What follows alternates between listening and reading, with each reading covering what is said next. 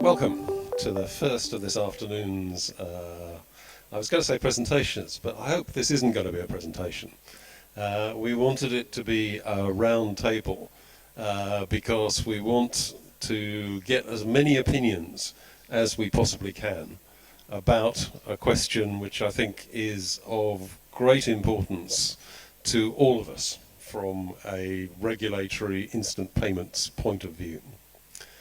I am privileged this afternoon to be joined by Jedida Ndeble, who is the CEO of the COMESA Clearinghouse, which is the organisation tasked with the responsibility of implementing the DRPP system, which you heard about yesterday. A cross-border system which will eventually extend to managing payments between 21 different jurisdictions, including currency conversion, and which is therefore very much in need of immediate answers about the issues raised by FATF Recommendation 16. And also by Claire Rowley, who is the Operations Director, is that correct? Now, I'm going to have to, I practiced this morning, of the Global Legal Entity Identification Foundation. Identifier, oh no. I practiced so long and it just all went wrong on the day. But as well as being Operations Director of GLIFE, which is how I'm going to refer to it now, to avoid any further confusion, Claire has a lot of experience working with FATF implementers, FATF national committees, so she will be able, I think, to advise us on tactics and so on. So the way we're going to do this is I will start with a very brief characterization of the FATF Recommendation 16 and particularly of its implications for cross-border payments in emerging economies. And then I will hand over to Jedida, who will talk a little bit about what the implications of those recommendations are for a regional payment system like DRPP. We'll then hand over to Claire, who will give us a more detailed rundown on what's going on in the FATF world and what we can do, hopefully, to inflect it in a good way. So, the other thing I want to say is this is intended as a session with participation. Do not feel shy. If ever you want to, at any point, if you want to raise a question, if you want to make a point, just stick your hand up and we will accommodate you. We want to get as much involvement as we possibly can. Okay, so let's start by saying, what is FATF Recommendation 16? Well, it's designed to stop the use of payments to fund various bad things. Money laundering, terrorism finance, proliferation financing, all of that bad stuff. And it's specifically designed for what are called wire payments, but they are simply electronic payments. They don't need to be between accounts at different institutions, in fact. If an automatic electronic payment is being made between customers at the same institution, in principle at least, FATF Recommendation 16 applies. But it's mostly used for cross-border payments. And really what it does is ensures, or is intended to ensure, that a payment contains sufficient information for people who have a good reason to know to be able to identify the parties to that payment. That is, the party who sent the payment and the party who received the payment. So the idea is to answer the question, who's paying whom? Now, obviously, in the first instance, it's the institutions which hold the accounts who should know who their customers are. Part of the point of regulation is to ensure that that institutions don't allow people to open accounts unless they have sufficient information to satisfy themselves that that is a person who is the person they say they are and who is legally able to open an account. Generally speaking, the institution that sends the funds will know whose account it's sending from. So that's not too much of a problem. But the question is, how does the receiving institution find out which account it's supposed to credit? Now, the normal answer to that is an account number. But in our world, lots of our customers don't have account numbers, at least not in that sense. They have various things which might be phone numbers, might be any kind of thing. They don't necessarily have an account number. And so Mojaloop, in particular, does not require that you know the account number of the person you're sending to. What it does require is that you know something about that person. We call it an identifier. That's why I didn't say.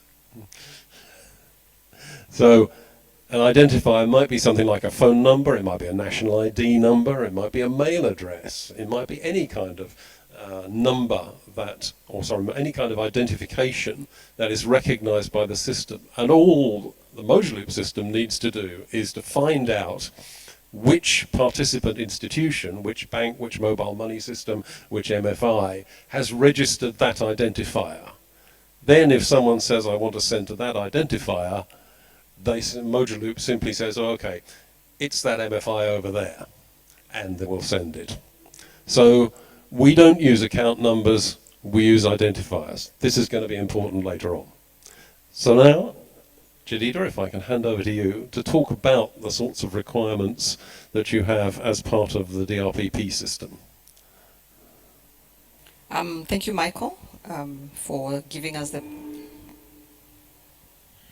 background and what we are trying to solve here. And I'm not sure you mentioned at the beginning that we also hope to take back some points from this meeting back to FATF as part of our feedback, which is... I didn't mention that, but you're right, I should have done. Thank you for recalling me to my duty. Yes, so it's really important that we get your feedback on this. Now, with regards to the DRPP, we are the digital retail payment platform for COMESA.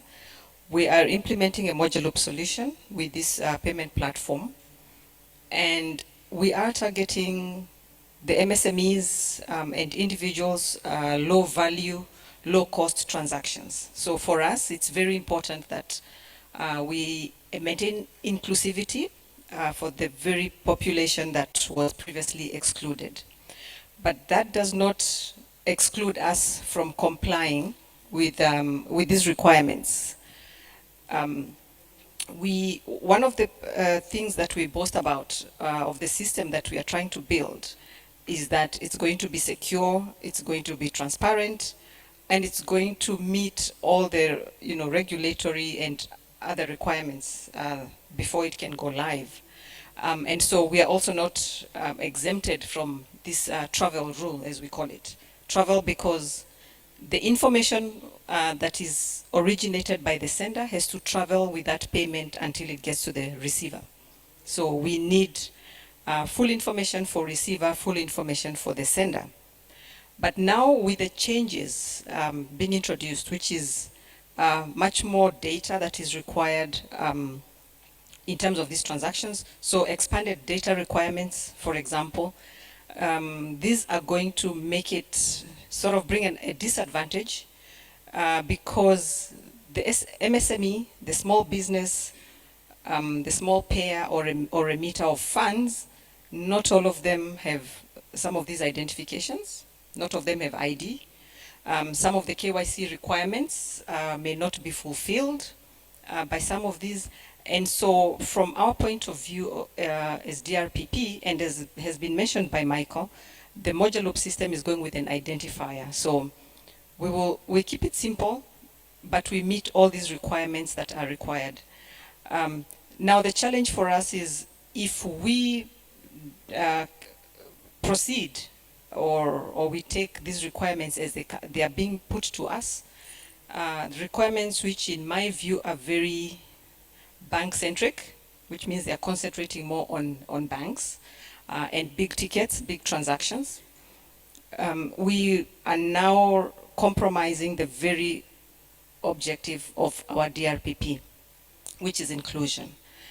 Because if I'm sending a transaction of, let's say, $500,000, and someone else is sending a transaction of $50, and our requirements are all the same in terms of what we have to meet, then the very chance of leaving out the people who are already left out is very high. So this is the concern that we have now. And so from my point of view, one of the proposals perhaps we could put through is to say, let's have I wouldn't know if to call it a sort of a tiered requirement, where something like low value transactions have less requirements, or the less stringent requirement for it to go through. It's just like the cards. If you have a card and you can tap, there's a value to which you do not need your PIN because the risk is very low. So why not propose the same kind of solution where we say, so that we are not excluding the very constituents that we are trying to bring on board, can we perhaps relax it? But so these requirements are somehow, they get more stringent the higher the value of the funds. So that is what I would say from my point of view. Thank you very much, Julita. Does anyone have any comments on that?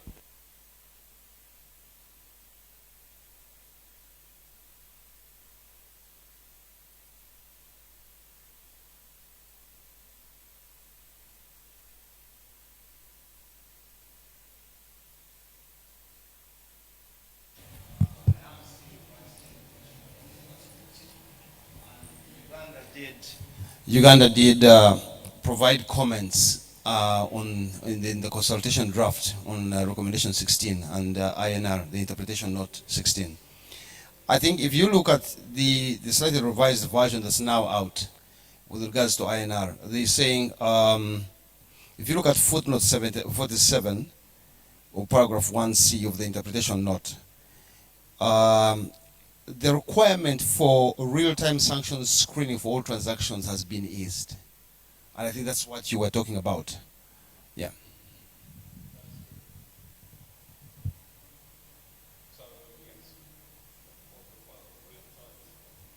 The only question I would have is, Yes. and I don't know anyone who is part of the consultation group or the policy-making group, is then what limit is then set at, what would be that limit, the one you talked about of cards for tapping, for example. What limit does that have to be? Would that limit be based on per platform? For example, if I'm using mobile money versus, say, doing an RTGS or a TT or an EFT, are the limits the same across all payment platforms, or there is a limit per payment platform or payment format? I don't know.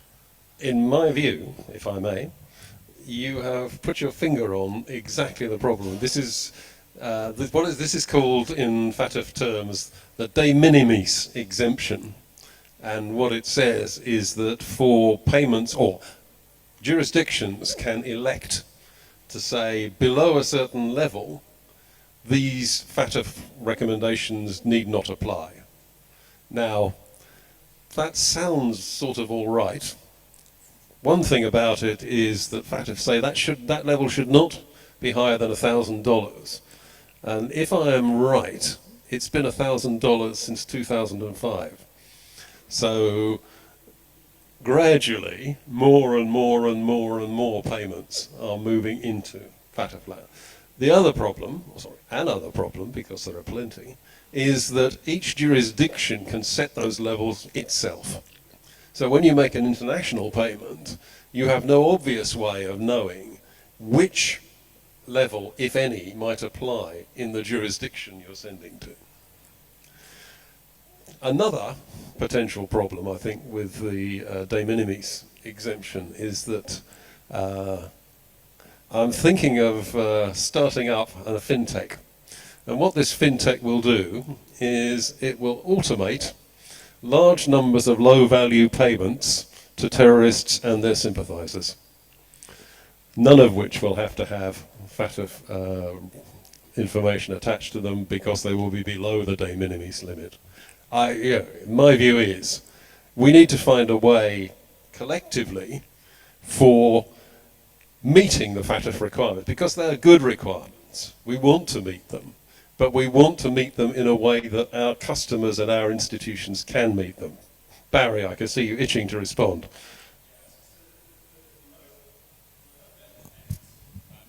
And there was recently big issues with low value payments, particularly going to TF, terrorist financing issues. It's just sloppy monitoring and risk analytics. I mean, those are very easily found out. I mean, you don't even need an AI ML system to sniff those out. Basic analytics. I mean, I've looked at these files in probably 8 countries, and just basic analytics. You can pick them out. 1 is to many, many is to 1, and also combinations of jumps between accounts. Mm-hmm. This is not rocket science.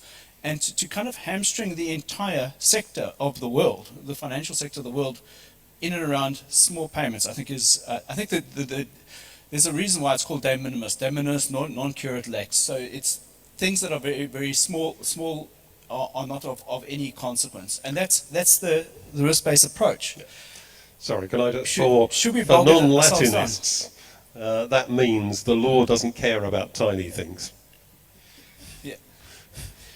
Yeah. So yeah, in my view, the kind of compliance response is enormously expensive if we're putting this across the planet, and it will particularly impact lower income people, and not only that, what we've seen in some of our studies is that it actively promotes the migration to informal services, because informal services don't have these issues. Yeah, I would agree completely. Sorry, Jadida, you wanted to say something. Sorry, I wanted to pick up from what he said. It will get people back to where we are trying to get them from, which is the informal economy. And for the DRPP, for example, we have 21 member states for COMESA. And what Michael said, the limit in one jurisdiction could be different from another. And it's a discussion we had at length to say if someone from Zambia sends a payment of, let's say, I don't know, $100, but the receiving country, Kenya, for example, has a limit of $50. What happens to that payment? So these are some of the discussions we are undertaking. Is it going to be rejected? Is it going to be split into 2 so that it's 2 payments that are done? But just to take on from what you both said, it is a discussion that we need to take seriously, because going by these rules, we will still promote elitism, whatever, yeah, and still leave out the very people that we are trying to make sure financial inclusion becomes the buzzword. So thanks for your input. Yes, I just wanted to add on, and I'll use the example of Uganda. So when you look at one of the predicate offenses in Uganda, it's fraud. Okay, and increasingly this is becoming the case across most jurisdictions. The way we have seen fraud come out across within the financial sector is fraudsters perhaps move money illegally from one account to the other, because in Uganda you can move money from your bank account direct to mobile money or digital wallets and then spread it out. So what you end up seeing is you have money jumping across banks, like he said, and then, maybe perhaps the initial payment being split across 10 accounts, then each of those 10 accounts then spreads out the money to 30, 40 different mobile money agents, who in turn then move the money to individual wallets. Okay? So the example you gave, maybe perhaps, and I don't know whether it would be feasible to have some kind of common convergence criteria, say across the 21 countries in COMESA, and say, look here, let's all agree that anything below $50 we will consider, what was the word he used? That Latin? De minimis. Aha, that one. Or you say, we'll consider a minimum, but then condition on the typologies existent in your jurisdiction. Internally, then you'll have to have some kind of, some kind of mechanism of tracking them. But that means the tracking will be post-event and not before. And that, I think, is the very point that Barry was making, that analysis of payment patterns will tell you far more than knowledge of the people who are purportedly making those payments. Is that right? Yeah, and I've done a survey across the world of a lot of the risk analytical engines and systems, and a lot of this is very easy if you've got I mean, some of the systems are very costly, but even with bottom of the range kind of analytical systems, you can pick this up very quickly. It's not, and particularly those that create this like poison tree. So any touch on the poison tree means that you are contaminated, and then so that kind of constellation analysis is not that difficult, and in these systems are actually becoming quite accessible and cost effective, and you don't even have to do that. You can actually, I mean, many of these things you can pick up on Excel. The more they fractionize the payments, the higher the risk of detection. So yeah, I think. The fact that they're getting away with it is quite astounding. However, it is there. I want to bring Claire in that. Claire is an expert particularly on identification of companies, but she's also spent a lot of time working with FATF and with FATF national committees. So, Claire, what's your view on this? Thank you. So I'd like to bring in a few comments, and it'll be focusing on where Michael raised what are some solutions for how to implement the requirements around FATF Recommendation 16 in a way that could be advantageous and appropriate for the Moja Loop implementations, but also to pick up on Barry's point as well around analytics and monitoring, because clearly with the collection of data, you want to be able to do something with it. You want to do better surveillance and detection of fraud, of crime. So I'd like to start by giving a brief introduction of the organization I work for, and in particular the identifier that we are responsible for managing. It is the legal entity identifier. This is a global standard for entity identification, so businesses or merchants. We are a system that was established by the leaders of the G20 nations now about 12 years ago, and founded by the Financial Stability Board in Basel in Switzerland. We are responsible for managing the operations of the system, so collecting the LEI, the identifier, and the key reference data like the name, the address, the operating status from our LEI issuers around the world, and then publishing it as open public data that is freely accessible and accessible in digital ways, so APIs, file downloads, etc. So this system was originally established 12 years ago to bring transparency to financial transactions. And the first financial transactions in which it was applied was capital markets, derivatives, and fixed income. Because you see back in 2008, 2009, the financial crisis, this is where the regulators around the world said it was our inability to share data, to conduct those risk analyses, the systemic risk monitoring. We were not able to know that we had these systemic risk emerging because the first question, who is in our markets? We couldn't answer that question. So the LEI was created. It is now in roughly about 200 regulations around the world in the capital markets, the fixed income, and the derivatives. The system is implemented through regulatory implementations. So we as a foundation are overseen by a regulatory oversight committee of 70 regulators around the world, some coming from the African continent, such as the National Bank of Rwanda. We also have the Nigerian Securities Exchange Commission, the South African Financial Services Commission, and also the Mauritius Financial Services Commission. And you see the next frontier for transparency is payments and cross-border payments. Within Recommendation 16, the proposed revisions, you will find a few interesting things. First, there is a differentiation between natural persons and legal persons. And for legal persons, there is now a choice of identifiers where available to communicate for the originator and the beneficiary. And one of those identifiers is the LEI. So the reason this is quite interesting is around the topics that Jadidas has raised on transparency and inclusion. So why are identifiers so interesting? Well, It is about straight-through processing. It is about the efficiency of finding in a precise way who should be receiving the monies. And it is also about the additional layer of analysis, of surveillance. And by using an open public identifier that is accessible to all entities, you bring transparency so that all legs in the payment chain know the originator, the beneficiary party. You enable entities to engage in the system by providing an identification system that is globally accessible to all types of legal entities, from the largest multinational corporations out there to the smallest merchants.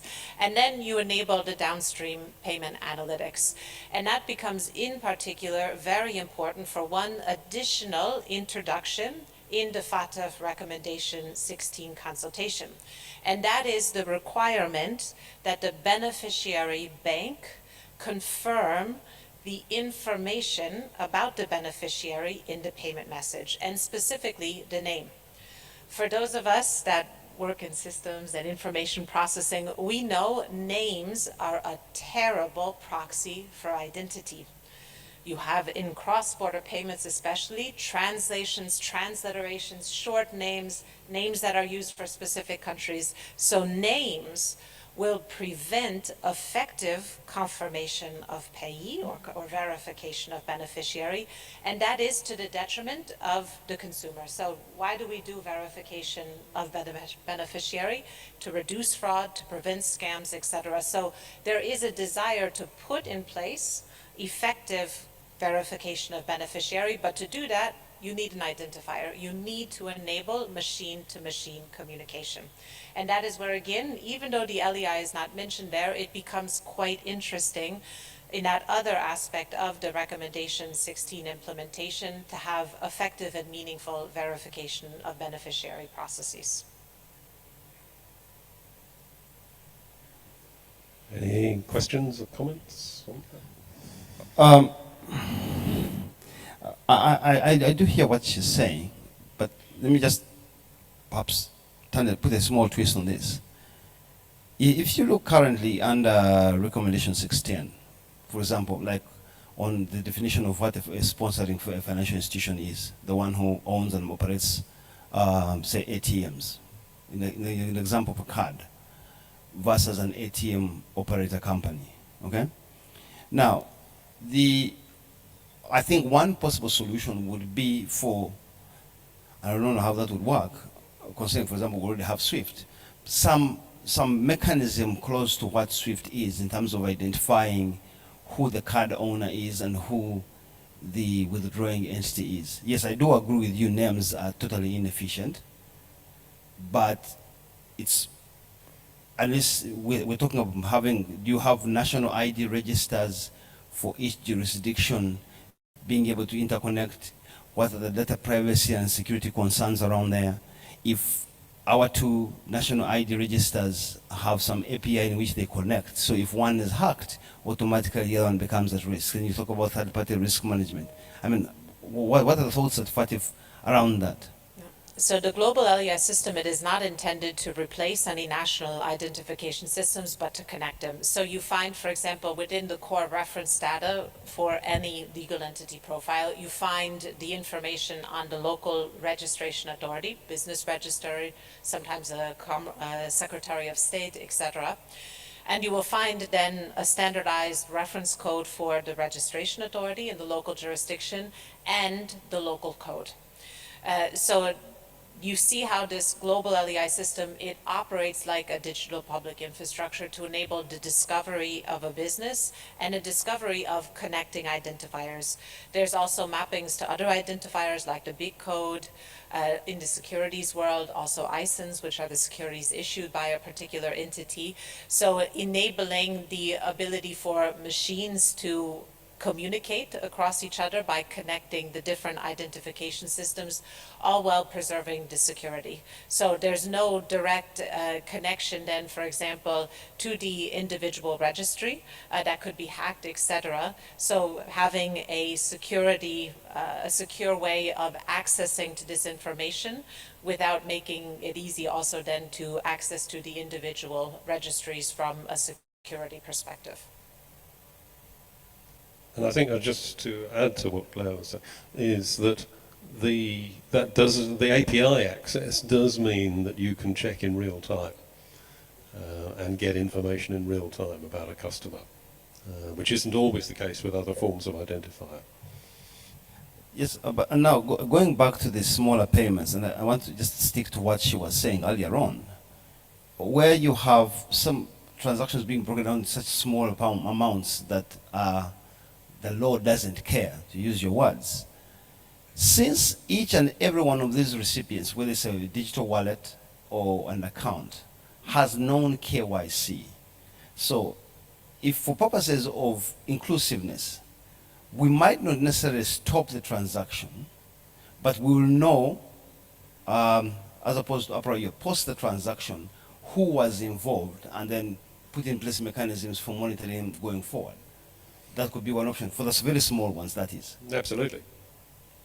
So which then ties in with the recommended wording in the interpretative note that real-time monitoring for all transactions goes away. Then you can have look at maybe the efficacy of post-transaction monitoring.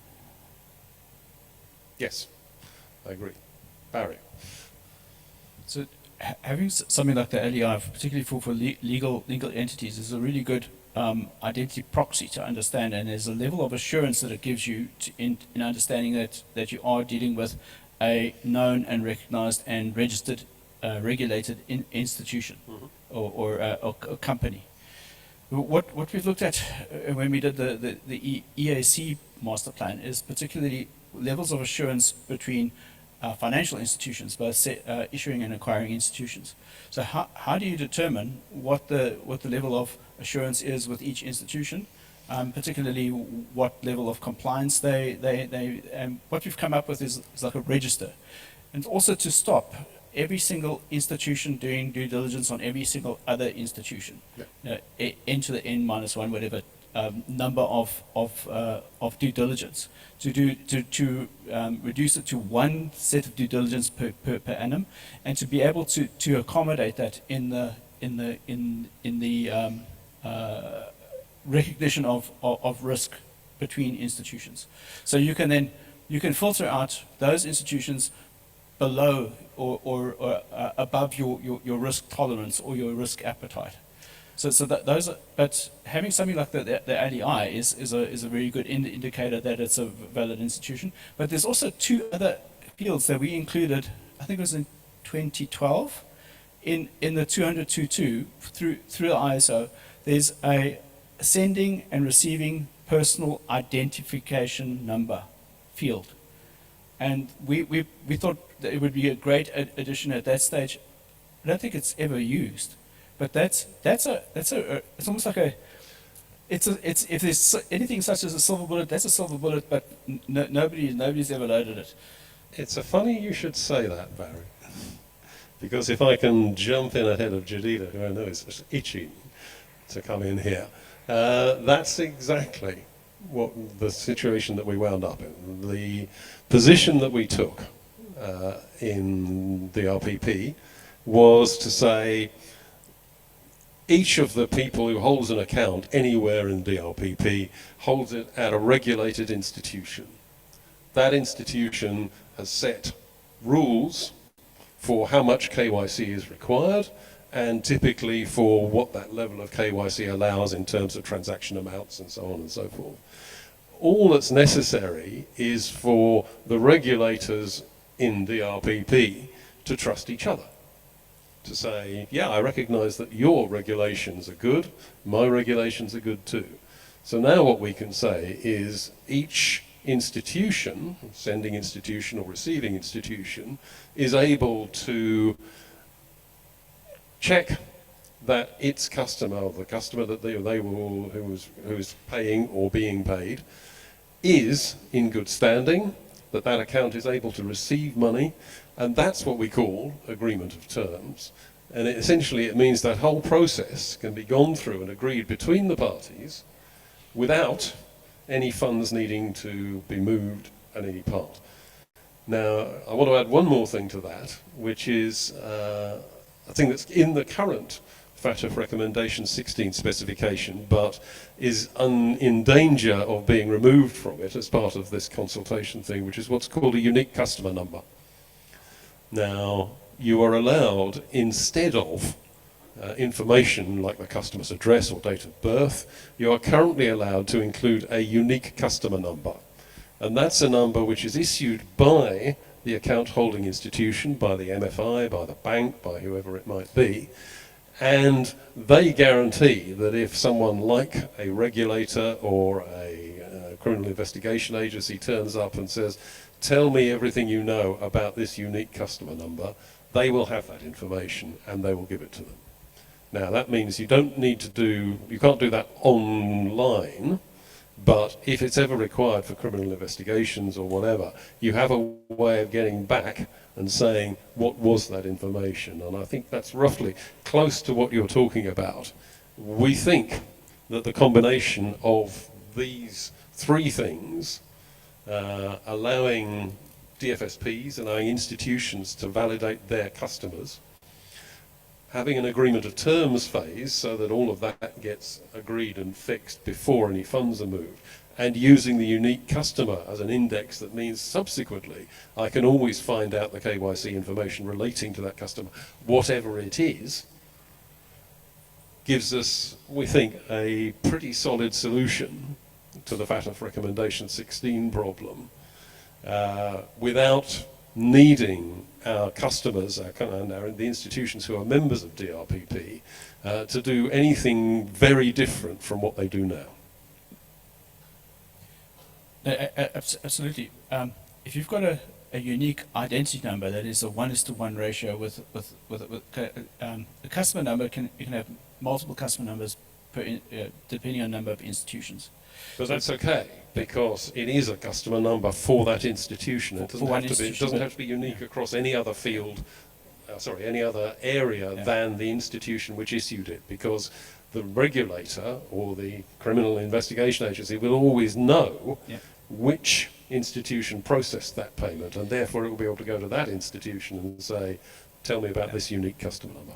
So I'm thinking about 2012, I think 2013 was not to have this two-tier or two-layer analytics and to have a unique customer number or a unique identity number that's across every institution, and then it allows you in one layer to be able to see exactly how this customer is interacting with every other account, with their own accounts, and with other customers' accounts. Yeah, and that's exactly what the LEI provides. But the problem is, how do you get an LEI equivalent for people? And I think that comes to very difficult data privacy questions, etc. Well, we as the GLIFE, we have participated in the FSB, the Cross-Border Payments Initiative, since it was launched, I think, in 2020. And originally, there is a work stream on identification, and originally that work stream had two approaches. One was for the physical persons, and the other was for the legal persons. But ultimately, the physical persons was dropped because of the difficulties around the data protection, the differences in the national, and then also there are nations where there is no person identity. So I think that idea of having a unique client for the persons across service providers is something that I don't believe it is feasible to implement. Well, I've also there's also a different layer of legal entity, and that's this almost like quasi-legal entity where businesses are registered, but they're not registered as a separate legal entity. They've got the same almost like sole proprietor, but they've given a separate business TIN or tax identification number. So that's a different, and that's potentially very important for MSMEs. To be able to identify the business versus the individual. You can imagine the queue for signing up to get on the tax register. And this is an area that we, as the global LEI system, also we look to learn through collaborations like with Modulo, and we are very grateful to be engaging in a work stream and leading a work stream on payment addressing for exactly this question. So the global LEI system It is intended for any type of legal entity, but you sometimes get into these gray areas. I think, Michael, you've described it as the third tier, where it is a small trader and there's a question, is this a merchant or is this a natural person? So for the growth of the global LEI system for entities that are registered in Business Register, where we focus our activities now is the engagement with the local registry. For example, we have right now an engagement with the Corporate Affairs Commission in Nigeria to integrate the issuance of the LEI. You can consider it like a passport to Nigerian businesses when they register as a business. So you think of it, the business, it will get their local identifier from the Nigerian Corporate Affairs Commission and then the passport number all at the same time. But then for that the third tier, the smaller merchants, this is where we look to learn in our engagement with Mojaloop. We have approached this work stream with two perspectives. One would be if a merchant comes with the LEI, let's demonstrate the technical tools available to instantaneously create that merchant profile via the open public data and the API. And then the second piece will be when a merchant comes without the LEI, what is the most efficient way to obtain the LEI for that merchant? And I think this is, Barry, where we will come into some of those questions of that gray area and what is the most appropriate way to manage. I can see the, sorry, point over there. Yeah. And I think then we'll have to finish because I can see people. So let me go and take a mic around.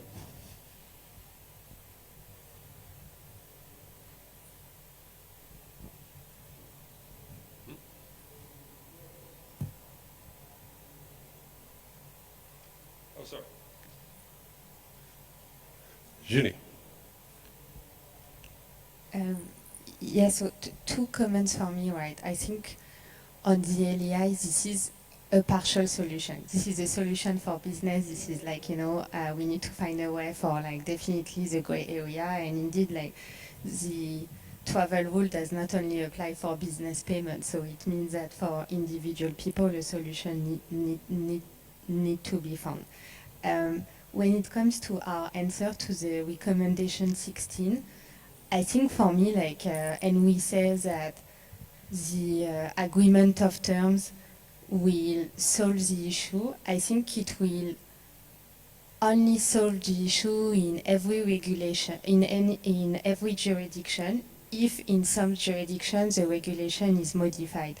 So, for example, like when you look at the US, and the reason why the travel rule exists is to like detect if basically if, for example, the beneficiary for sanction reason, right? And so in the US, I've been told working on onboarding big transactional bank on a cross-border settlement network that if basically they think that one of the party is on the sanction list or if this is a fishy payment, they will need to freeze the fund, to freeze basically the money. So my point is, and we had the same concept where basically we had first like a sort of agreement of term and then the payment being executed. So what the bank would do in this occurrence, because they needed money to freeze, right, would be to actually accept the agreement of term so that they would receive the funds and then freeze it. So if we're saying that the agreement of term is the solution, then it means that the regulation needs to be reviewed so that people are not being asked to freeze the funds immediately, right?